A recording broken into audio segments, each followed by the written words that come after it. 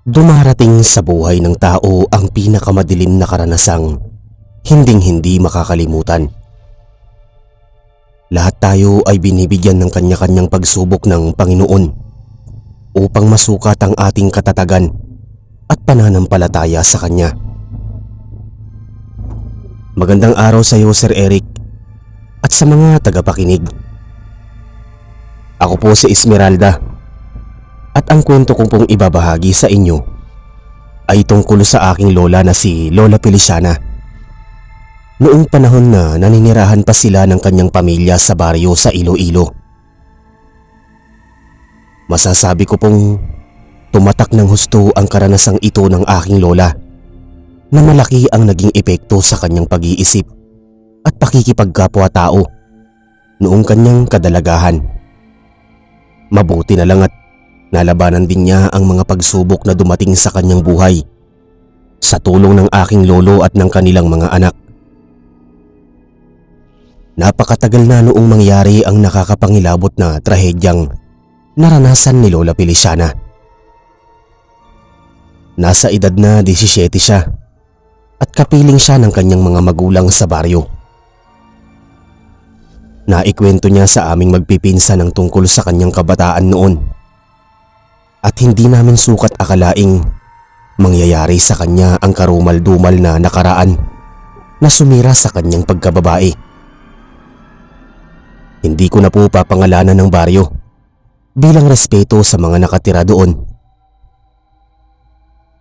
Patigil-tigil sa pag-aaral si Lola Feliciana dulot ng matinding kahirapan, kaya nasa sekundarya pa siya noong mga panahong yon. Masipag at talagang may natural na kagandahan ng aking lola. Morena at balingkinitan siya, kaya naman marami sa kanyang umaakyat ng ligaw. Dumako ang isang araw at may napapabalitang mga rebeldeng nagtatago sa kabundukan. Nabahala ang mga tao sa kapatagan sapagkat maraming pinapatay ang mga rebelde at pinagsasamantalahang kadalagahan na kanilang mga dinudukot at dinadala sa kanilang mga pinagtataguan. Kaya naman naaalarma ang bawat pamilya, at kung maaari ay pinapauwi na nila ng maaga ang mga anak nila na nag-aaral sa sekundarya, at hindi na pinapayagang lumabas ng bahay kapag sumasapit ang gabi. Ingat na ingat ang mga magulang ng kapatid na lalaki ni Lola Feliciana sa kanya, dahil mahalaga sa bawat pamilya na mapanatiling birhen ang kanilang mga anak na dalaga hanggang sa sumapit ito sa tamang edad sa pag-aasawa. Pero dahil sa kapusukan at hirap ng buhay, ay mayroong mga kadalagahang maagang nagbubuntis at nagsisipag-asawa. May natatanging manliligaw si Lola Feliciana sa lahat ng mga nanliligaw sa kanya, at yun ay si Rodel, ang kanyang kamag-aral. Kasakasama niya ito sa araw-araw, pati ang dalawang kaibigan na sina Winona at Rona. Matagal na silang magkakaibigan at nagtutulungan sila sa lahat ng pagkakataon. Sa dinami-dami ng manliligaw ni Lola Feliciana ay si Rodel ang pinakanagustuhan ng kanyang pamilya, dahil sa magalang at marespeto ito sa aking lola. Wala pang balak si Lola Feliciana na sagutin si Rodel. Sinabihan niya itong prioridad niya ang pag-aaral at gusto muna niyang makapagtapos sa pag-aaral bago siya magkaroon ng nobyo. Pumayag naman si Rodel sa ganoong plano ni Lola Feliciana, at hinihintay na lang niya ito kung kailan darating ang tamang panahon para sa kanila. Isang araw ay nagkakwentuhan ng magkakaibigan. Naungkat ni Rona sa aking lola, pati kina Rodel at Winona, na mayroong ilang estudyanteng ang nadukot ng mga rebelde noong mga nakaraang linggo. Hinahanap sila ng kanilang mga magulang pero hindi nila ito matagpuan, kaya inaakala nilang dinukot ang mga ito ng mga rebelde. Base sa mga narinig na kwento ni Rona, pumunta sa kaarawan ng kamag-aral ang magkakaibigan at inabot na sila ng takip silim bago umalis sa naturang handaan. Inakala ng taong may kaarawan na nakauwi na ang kanyang mga kaibigan, kaya napanatag ang loob niya, pero noong makapasok siya sa paaralan ay napag-alaman niyang nawawala pala ang mga kaklase na dumalo sa handaan at hinahanap sila ng kanilang mga magulang. Wala rin palang magawa ang kapitan sa baryo, pati ang mga tanod. Kahit araw-araw silang magsiyasat sa kung saan-saang lugar sa baryo, ay hindi nila matagpuan ang mga estudyanteng nawawala. Nakaramdam ng matinding kaba sa dibdib si Lola Feliciana. Ayaw nang mangyari sa kanya ang ganoong pangyayari. Kaya hanggat wala silang mahalagang gagawin pagkatapos ng klase, ay umuuwi na silang magkakaibigan sa kanilang mga bahay. Noong mga panahong yun, ay limitado lang ang libangan sa baryo sapagkat wala pang mayroong telebisyon. Karamihan ay walang kuryente. Ang libangan sa gabi ay makinig sa mga radyo na di baterya o di kaya ay nagbabasa ng comics o kwentuhan. Ganoon kapayakang pamumuhay sa baryo. Lumipas pa ang ilang araw ay mayroon na namang nawawalang tao sa baryo. Yun ay si Marina, na anak ng kapitbahay ng aking lola. Lumabas pala siya sa kanilang bahay upang bumili ng rekado sa pagluluto. At noong gabing yun ay hindi na siya natagpuan. Walang nakakita sa kanyang ibang residente sa baryo. Galit na galit ang kanyang mga magulang at simula nang mawala ang kanilang anak ay sumama na sila sa pangroronda ng kapitan at mga tanod saan mang sulok sa baryo. Pero bigo silang matagpuan si Marina. Minsan na rin silang pumunta sa bundok, pero natakot silang magtungo sa kaibuturan nun sapagkat kamuntik na pala silang maligaw noong makadaan sila sa sanga-sangang daan. At kahit anong gawin nila ay hindi sila makatawid sa kabilang daan. Kaya minabuti na lang nilang bumalik at umuwi sa kanilang bahay. Hindi malaman ng mga tao kung kagagawan ba yun ng mga rebelde o iba pang mga taong labas. Walang nakakakita sa kanilang dumudukot ng mga kabataan at wala ring saksi na makapagbibigay ng linaw sa nagaganap na krimen sa baryo.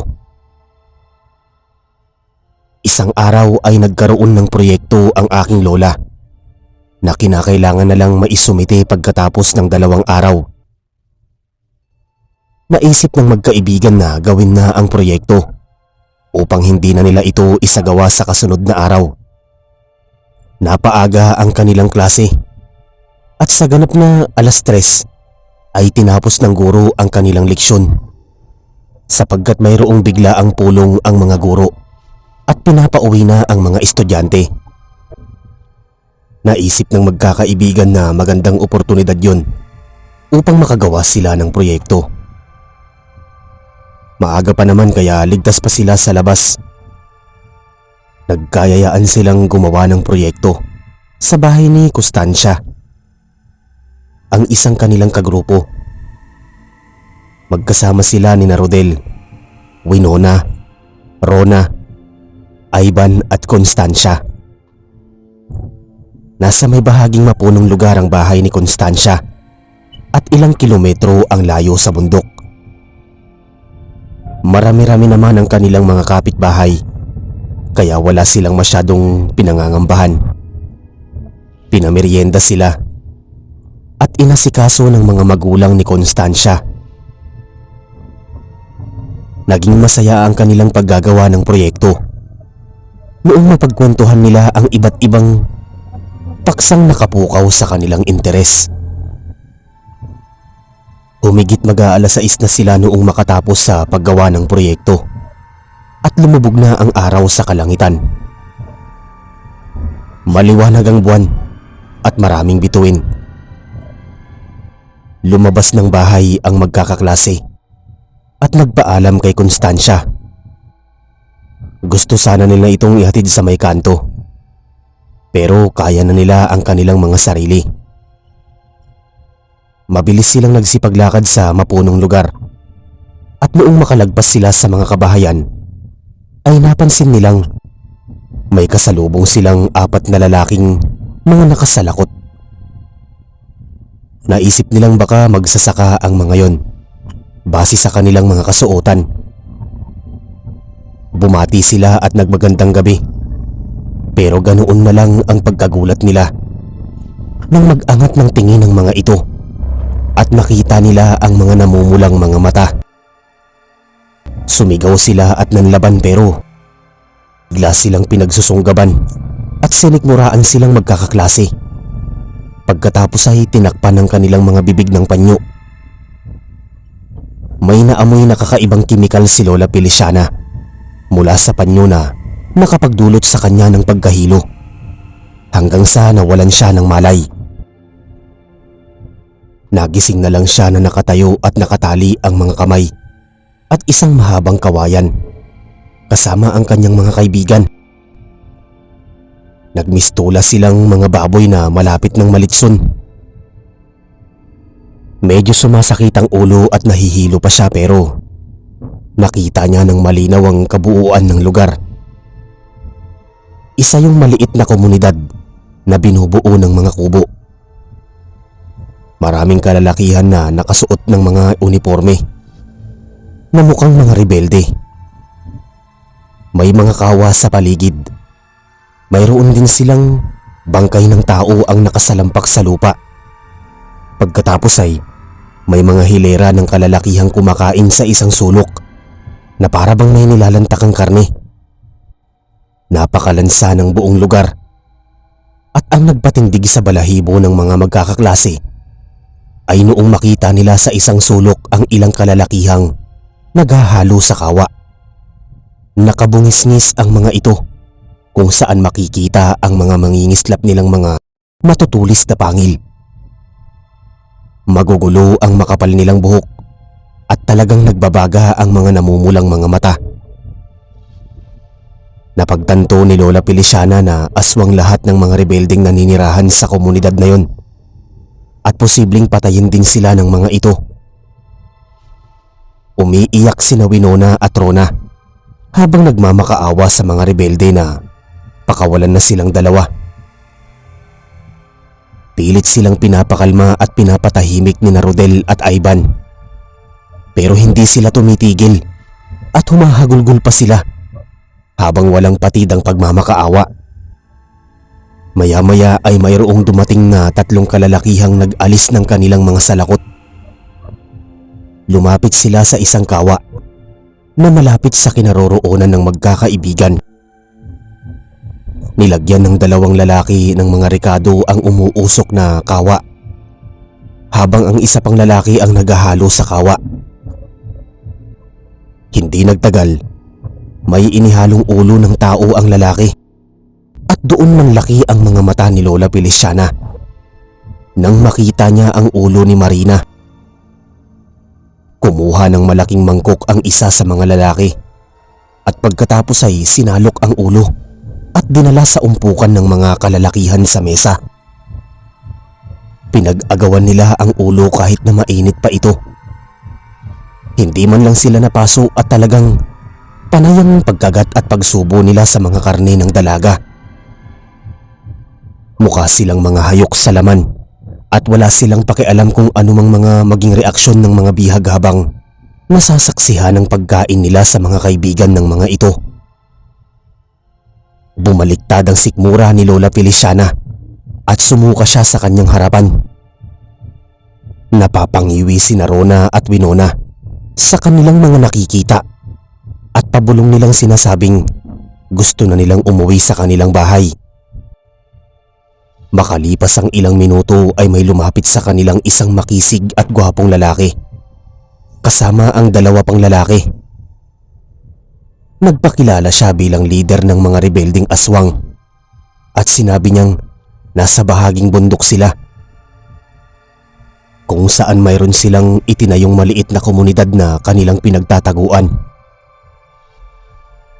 Nagtangkang magsalita ni Lola Feliciana at nakiusap siya na kung pwede ay pakawalan na sila ng mga rebelde at siguradong nag-aalala na ang kanilang mga magulang. Lumapit ang lider ng mga rebelde at hinimas-himas ang mukha ni Lola Feliciana. Ngumiti siya dito at sinabing may taglay palang kagandahan ng aking lola. Biglang sumigaw at minura ni Rodel ang lider ng mga rebelde. At dahil doon ay sinikmuraan siya ng isa sa mga kalalakihan gamit ang dulo ng baril nito. Naawa si Lola Feliciana pero wala naman siyang magawa para iligtas si Rodel. Nagsalita ang lider ng mga rebelde at sinabing hindi niya papatayin ng aking lola at ang mga kasamahan nito basta't susunod lang sila sa mga pinag-uutos nila. Baka nga daw kapag naging masunurin sila ay maisipan ng mga rebeldeng pakawalan sila at ibalik sa kanilang mga pamilya. Ngumisi ang lider at panayang lingon niya sa dalawa pang bihag na babae. Hindi nagustuhan ni Rodel at Ivan ang mga sinabi ng lider. Alam nila na interesado ang mga ito sa mga dalaga. Kaya naman binulyawan nila ang mga ito at sinabing hindi sila papayag sa anumang gusto nilang mangyari. Kahit pa patayin sila ng mga ito. Tulungan ng nairita ang lider kung kaya't binulungan niya ang kasamahan niyang mga kalalakihan na para bang inutusan. At pagkatapos nun ay pumunta sila kina Rodel at Ivan. Pinutol nila ang pagkakatali ng mga kamay nito sa kawayan at pinagtulungan silang dalhin sa may gawing mahabang lamesa. Nanglalaban ng dalawang binata habang pinagmumura ang mga rebelde. Nakiusap ang tatlong babae sa lider na pakawala ng mga kaibigan nilang lalaki at wag sasaktan. Pero hindi ito nakinig sa kanila at nakapanood lang sa gagawin sa dalawang lalaki. Malalakas ang kabog sa dibdib ni Lola Feliciana. Lalo pat nakita niya na naglabas ng mga itak at iba pang mga sandata ang mga kalalakihan. Pinagtataga nila ang braso ni Rodel at Ivan. Pagkatapos ay binalian sila ng mga buto. Hinila ng isa sa mga lalaki ang dila ni Ivan at pinutol yun bago niya isubo at kinain. Ginilitan ng liig pagkatapos ay tinagpas ng isang lalaki ang ulo ni Rodel at dinala sa kumukulong kawa. Binutas pa ng dalawang rebelde ang tiyan ni Rodel at Ivan. Pagkatapos ay dinukot ang kanilang mga bituka, puso at atay. Saka inilagay sa kumukulong kawa para lutuin. Hinataw at biniyak ng isang lalaki ang ulo ni Ivan hanggang sumambulat ang utak nito sa lamesa. Sumisigaw habang umiiyak ang tatlong dalaga. Napakatindi ng kanilang mga nasaksihan. Ganun pala kabrutal ang mga rebelding aswang at kahit anong sabihin nila ay hindi sila pinapakinggan. Pabulong na nagdarasal si Lola Feliciana na sana ay maghimala ang Diyos at makaligtas pa silang tatlong magkakaibigan sa napipintong kamatayan. Hindi niya matatanggap na hanggang doon na lang magtatapos ang kanyang buhay. Gusto pa niyang makapagtapos sa pag-aaral at matupad ang kanyang mga pangarap. Makalipas ang ilang sandali, tumigil ang tatlong magkakaibigan sa pag-iyak. Tinanggal ng lider ang pagkakatali sa kawayan ng magkakaibigan. Nagulat sila sa ginawa nito at nakaramdam sila ng matinding takot nang maisip nila na silang tatlo ang kasunod na mga papatayin at gagawing pagkain ng mga aswang. Lumuhod silang tatlo at hinawakan ng mga paa at binti ng lider at panay ang kanilang pakiusap na wag silang papatayin. Nangako sila na gagawin lahat ng mga pinag-uutos ng mga ito para lang maisalba ang kanilang mga buhay. Ngumisi ang lider At pagkatapos ay bigla siyang nagsalita. Pumayag na siyang iligtas sa kamatayan ng mga buhay ng magkakaibigan. Pero kinakailangan nilang paligayahin ng mga rebelde. May dalawang lalaking sumabunot at humatak patayo kina Winona at Rona bago sila pinasan. Samantalang si Lola Feliciana naman ay maingat na itinayo ng lider at kamuntik ng saksakin sa liig habang hawak ang matalas nito ng kutsilyo. Binulungan niya ito at sinabing kung magmamatigas si Lola Feliciana ay mapipilitan siyang patayin ito gamit ang kutsilyo. Pero kung magiging mahinahon at masunurin ito ay siguradong hindi siya masasaktan. Tumango si Lola Feliciana bilang pagsang-ayon kahit nanginginig siya sa sobrang takot. Pakiramdam niya ay nanlalambot ang kanyang tuhod pero pinilit niyang maging malakas sa takot na baka saktan siya ng naturang lider. Inakbayan siya ng lider at dinala sa isang malaking bahay na may 3 kwarto. Yari sa kahoy ang naturang bahay kaya rinig na rinigan kung anong ingay. Pumasok sa loob ng isang kwarto ang lider kasama si Lola Feliciana. Binubuo lamang ng kawayang kama at isang lamesa ang kwarto. Pinuksan ng lider ang ilawang gasera na nakapatong sa lamesa kung kaya't nagliwanag sa loob ng kwarto. Umupo at sumiksik sa isang sulok si Lola Feliciana. Bumalik ang takot niya sa lider. Nararamdaman niya ang anumang oras ay gagasain na siya nito. Maya-maya ay nakarinig si Lola Feliciana ang mga panaghoy ni Rona sa kabilang kwarto. Nabahala ang aking lola at kinausap niya ito sa may dingding pero hindi siya naririnig nito. Umiiyak si Rona habang nagmamakaawa sa lalaking gumagahasa dito. Ramdam na ramdam ng aking lola ang matinding paghihirap ng kalooban ng kanyang kaibigan habang ipit ang boses nitong humihikbi at nagmamakaawa sa lalaki na itigil na nito ang pang-aabuso sa kanya. Galit na galit si Lola Feliciana na pinagmumurang lalaki sa kabilang kwarto at hindi yun nagustuhan ng lider kung kaya't nilapitan niya sa kama ang aking lola at pinagsasampal siya sa tigkabila ang pisngi bago pinagbantaan na kung patuloy siyang mag-iingay ay hindi siya magdadalawang isip na patayin siya sa loob ng kwarto. Namilipit sa sobrang sakit ang aking lola at pakiramdam niya ay wala na siyang pag-asang makatakas sa lugar na yun. Tumulo ang mga luha ni Lola Feliciana at nangako siya na hindi naman lalaban o mag-iingay. Pumayag na siyang gamitin nito para lang maiwasan niya ang kamatayan. Natuwa sa kanya ang lider at sinabing balak talaga niyang buhayin si Lola Feliciana sapagkat interesado siya dito dahil sa taglay nitong kagandahan. Siya lang pala sa kanilang 3 magkakaibigan ang nakapukaw sa atensyon ng lider kaya ganoon na lang ang paghanga sa kanya. Pero ayaw ng lider na makitang umaasta siyang pasaway at matigas ang ulo. Mabilis na uminit ang ulo niya sa mga babaeng hindi marunong sumunod. Pinapatay pala niya ang mga kababaihang matitigas ang ulo at ayaw makipagniig sa kanya. Naisip ni Lola Feliciana na posibleng hindi pumayag si Marina sa gustong mangyari ng lider kung kaya't pinatay at kinain na lang ito ng ibang mga kasapi ng rebelde. Hindi makakapayag si Lola Feliciana na maranasan ng malagim na kamatayan na inabot ni Marina.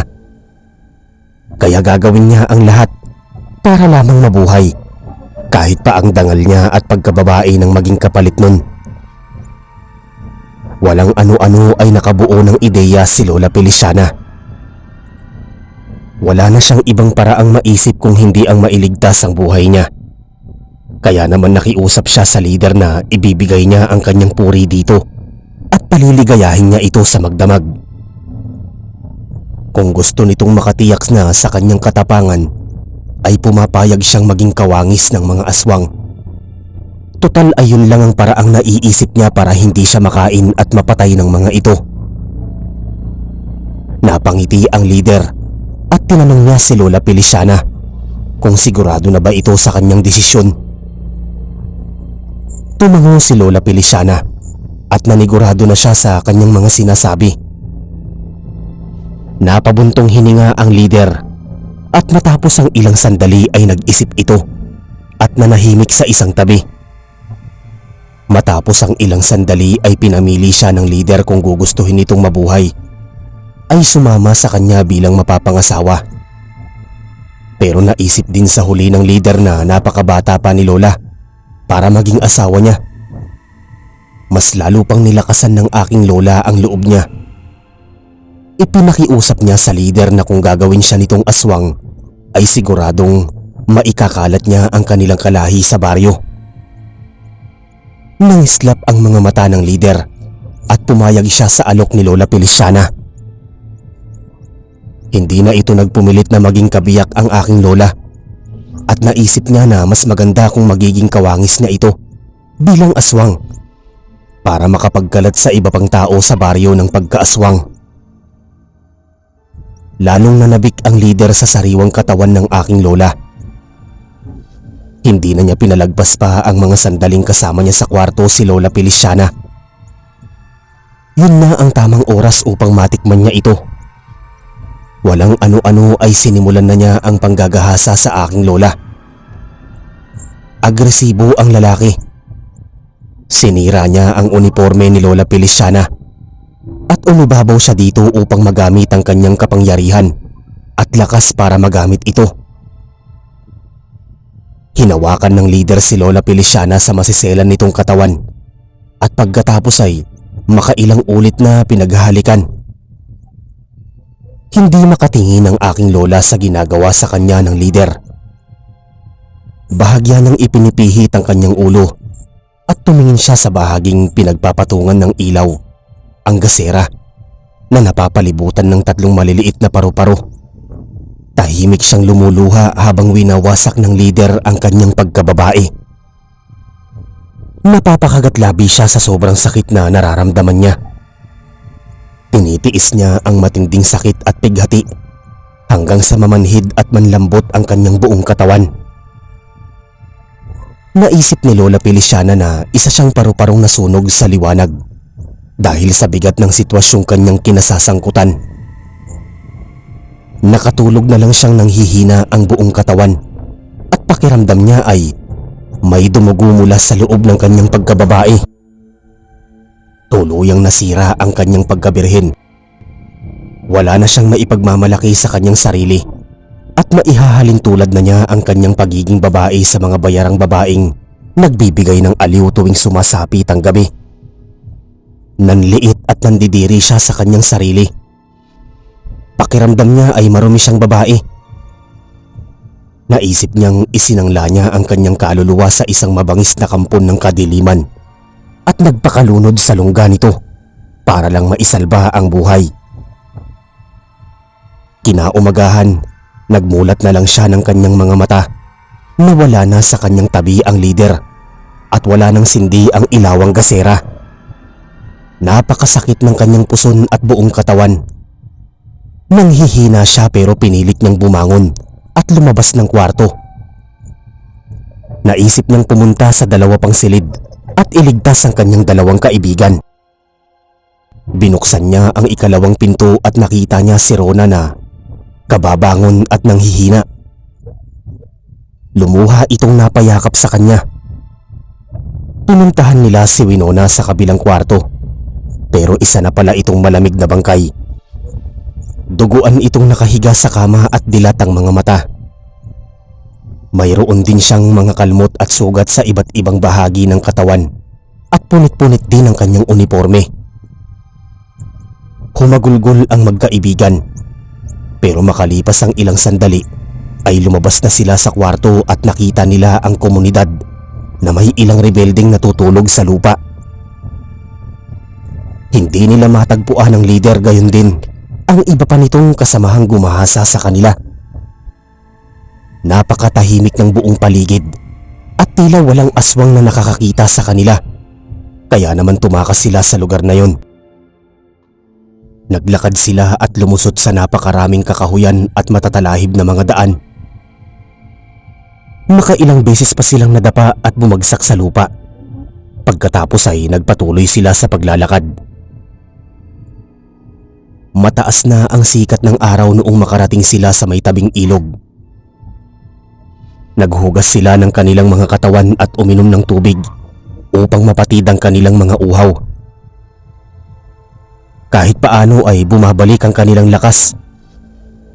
Nagpatuloy sila sa paglalakad hanggang sa makababa sila sa paanan ng bundok. Doon ay may natagpuan silang kubo kung saan may lumalabas na mag-asawa at nakita silang dalawa. Medyo kinabahan pa sila at inisip na baka mga aswang din ang mga yon. At bago sila malapitan ng mga ito, ay nawalan na naman sila ng malay. Nagising silang magkaibigan at natagpuan na lang nila ang kanilang sarili na nasa loob ng isang kubo at nagpakilala sa kanila ang mag-asawa. Gayon din ang binatilyong anak na nagligtas at nagdala sa kanya sa loob ng bahay. Mga ordinaryong mga ngahoy sila at sa awa ng Diyos ay hindi pa nila nakakaengkwentro ang mga rebelde sa kabundukan. Pinakain na muna sila ng lugaw ang magkaibigan. At pagkatapos ay tinanong kung saan sila nakatira. Nang mapag-alaman nila kung saan matatagpuan ang mga bahay nito, ay nag-alok ang ama ng pamilya na ihatid sila bago pa sumapit ang takip silim. Pumayag naman ang magkaibigan sapagkat gusto na rin nilang makauwi sa kanilang mga pamilya.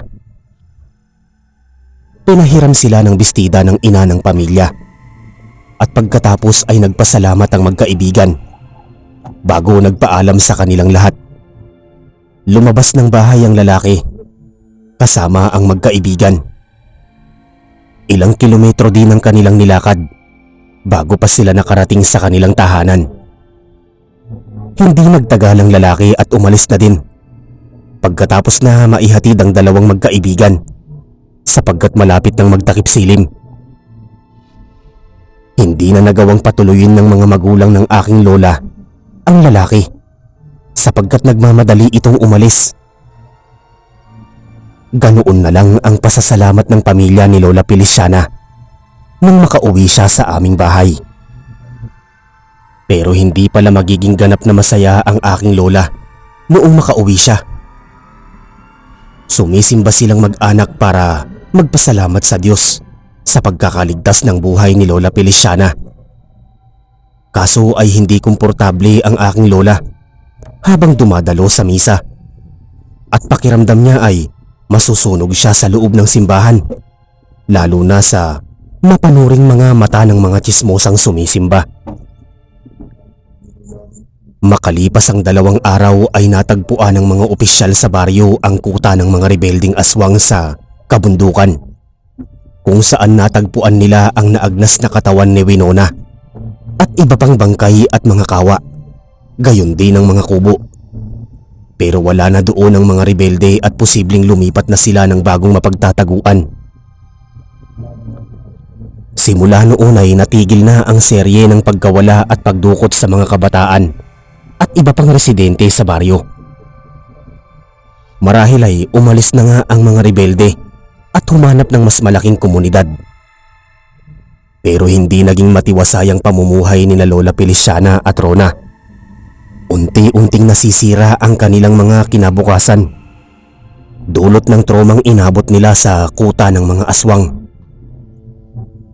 Hindi na pumapasok sa paaralan ng magkaibigan.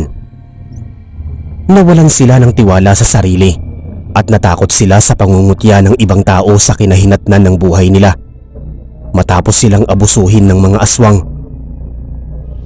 Hindi na lumalabas ng bahay si Lola Feliciana. Parati siyang dinadalaw ng masamang panaginip at madalas na sumasakit ang kanyang ulo. Pakiramdam niya ay walang katapusan ng ginagawang pagpapahirap at pagdurusa niya. May mga pagkakataong nagbabalak siyang magpakamatay. Naglaslas na rin siya ng pulso pero maswerte siyang nabuhay. Sigurado siyang hindi pa yun ang kanyang katapusan. Marahil ay may plano pa sa kanya ang Diyos, kaya nililigtas siya nito sa kamatayan. Hindi na niya malaman kung ano ang gagawin niya sa kanyang buhay. Pakiramdam niya ay walang saysay kung magpapatuloy pa siyang mamuhay.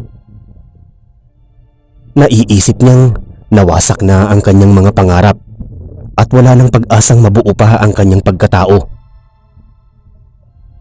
Pero sa inaraw-araw ay maraming hiwagang nagaganap sa kanyang buhay na hindi niya maipaliwanag. Minsan ay nagkakaroon siya ng halusinasyon. Namamalikmata siya at nakakita ng imahe ng lider ng rebelding mga aswang na nakatayo sa kanyang harapan at nakangiti sa kanya. Nakikita na lang niya ang kanyang sariling nagsasalitang mag-isa. Umiiyak at nagmamakaawang lubayan na siya nito. Madalas ay nakakarinig siya ng mga kakaibang bulong sa kanya ng lider ng mga rebelde. Iniisip ng pamilya niya na nasisiraan na siya ng ulo, kung kaya't humingi sila ng tulong sa isang albularyo. Pero bago pa makarating ang albularyo sa kanilang bahay, ay lumabas at gumala si Lola Feliciana. May kakaiba siyang nararamdaman. Uhaw at pagkagutom na hindi pa niya nararanasan noon. Nakakita siya ng ligaw na manok sa daan. Lalong tumindi ang pagnanais niyang makain, o kaya naman walang pagdadalawang isip na kinuha niya ang manok at kahit buhay pa ito ay walang habas niyang kinagat at nilantaka ng manok. Hindi na niya alintana ang lansa at baho ng dugo. Nang makatapos na siya sa pagkain, ay guminhawa ang kanyang pakiramdam at doon pa lang siya natauhan sa kanyang ginawa. Napasigaw siya at umiyak siya nang makitang luray-luray na ang katawan ng manok.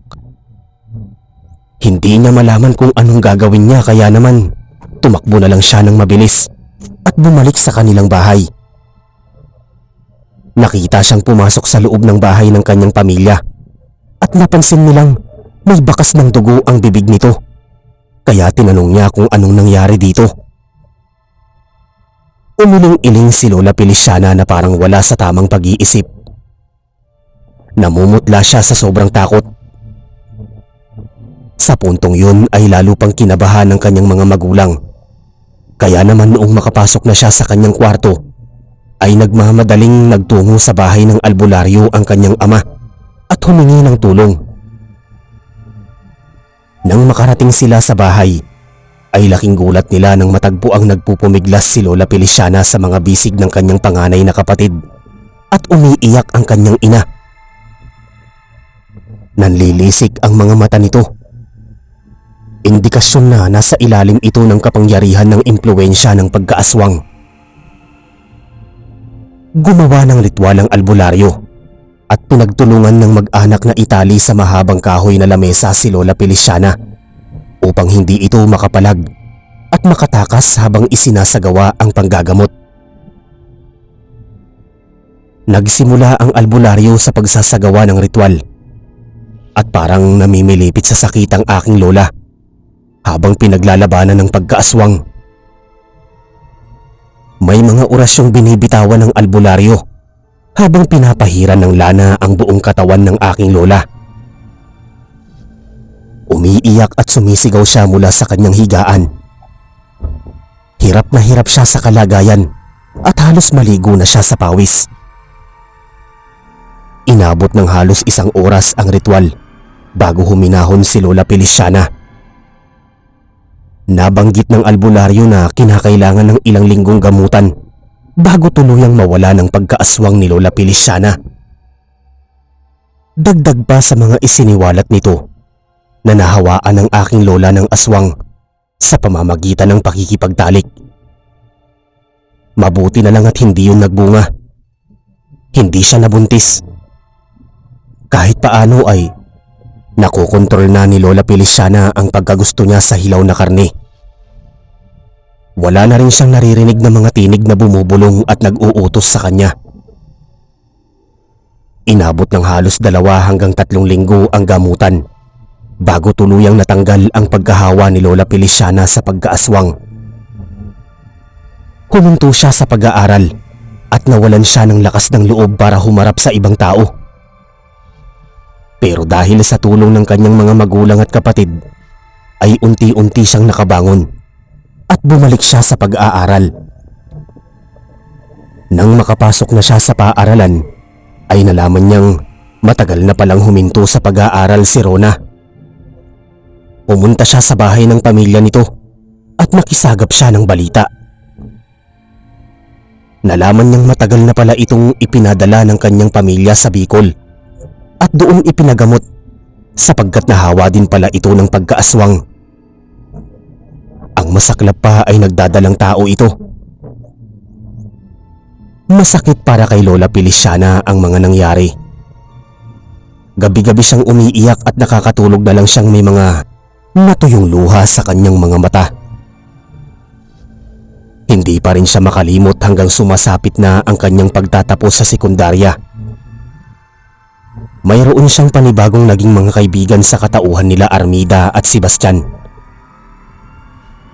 Nagkaakitan silang makipagsapalaran sa syudad at mga tulong para may maipadala sa kanilang pamilya. Nakiusap si Lola Feliciana sa kanyang pamilya na payagan siyang makaalis para makapagtrabaho at kahit paano ay makalimutan niya ang malagim na nakaraan. Kung magpapatuloy siyang manatili sa baryo, ay siguradong hindi mawawala sa isip niya ang panggagahasa at panghahawa sa kanya ng lider ng mga rebelding aswang. Pumayag naman ang kanyang pamilya at pilit nilang inintindi ang sitwasyon ng aking lola. Maswerte silang magkakaibigan na natanggap bilang katulong at mag-aalaga ng mga anak ng isang mayamang pamilya. Doon nakilala ni Lola si Lolo Abner, na noon ay hardinero at driver ng kanilang mag-asawang amo. Naging malapit sila sa isa't isa at matyagang niligawan ni Lolo Abner si Lola Feliciana. Kahit pa nalaman nitong ginahasa ito at hinawaan ng pagkaaswang ng lider ng mga rebelding aswang sa baryo. Hindi siya sumuko at nagtiyaga siya sa panliligaw dito kahit ilang beses na siyang binasted. Nangarap si Lolo Abner na balang araw ay mamahalin din siya ni Lola Feliciana. Umabot ng 1 taon ang panliligaw nito hanggang sa natutunan na rin siyang mahalin ni Lola Feliciana. Lumakas din ang loob ng aking lola, dulot ng mga pagpuri at pagtuturo sa kanya ng mga positibong bagay ni Lolo Abner. Kaya naman bumalik ang kanyang sigla at maayos na pakikipagkapwa sa ibang tao. Bumalik sa baryo si Lola Feliciana at pinakilala sa kanyang pamilya si Lolo Abner. Ipinagmamalaki niya ito na kahit ganoon lang ang trabaho nito, ay kaya siya nitong mapasaya. Masipag at madiskarte sa buhay si Lolo Abner. Kaya naman natanggap siya at boto sa kanya ang mga magulang ni Lola Feliciana. Noong isinama naman si Lola Feliciana ni Lolo Abner sa kanilang probinsya, ay naaliw ang mga magulang dito ng aking lola at pinayuhan nila ito na si Lola Feliciana na ang babaeng pakasalan niya. Nagdesisyon na muna silang dalawang mag-ipon ng pera at tumulong sa kanilang pamilya bago sila mag-isip na lumugar sa tahimik. Kakaibang saya at inspirasyon ang nadarama ni Lola Feliciana noong makarelasyon niya si Lolo Abner. Pakiramdam niya ay nabuo siyang muli kahit na hindi na siya birhen. Masaya siya na napaglabanan ng mga takot at pangamba niya sa kanilang sarili sa tulong ni Lolo Abner. Hindi na niya muling nakita pa si Rona. Hindi na ito bumalik sa baryo. Marahil ay nabuhay na siya ng mapayapa sa Bicol, kung saan niya ipinanganak ang kanyang anak. Lumipas pa ang 1 taon bago na isipang magpakasal ni na Lolo Abner at Lola Feliciana. Noong makapagbuntis ang aking lola at mabinyagan ito sa baryo, ay saka sila nagdesisyon ni Lolo Abner na manirahan sa probinsya ng aking lola at doon na magpatayo ng sarili nilang bahay. Nangako naman si Lola Feliciana sa kanyang mga magulang na taon-taon silang bibisita sa baryo kasama ang kanilang anak. Kamakailan ay namatay si Lola Feliciana, dulot ng katandaan. Tanging alaala na lang ng nakaraan ng kanyang kwento, pero nananatili sa aming puso at isipan ng mga apo niya ang kanyang mga naging karanasan sa pugad ng mga aswang.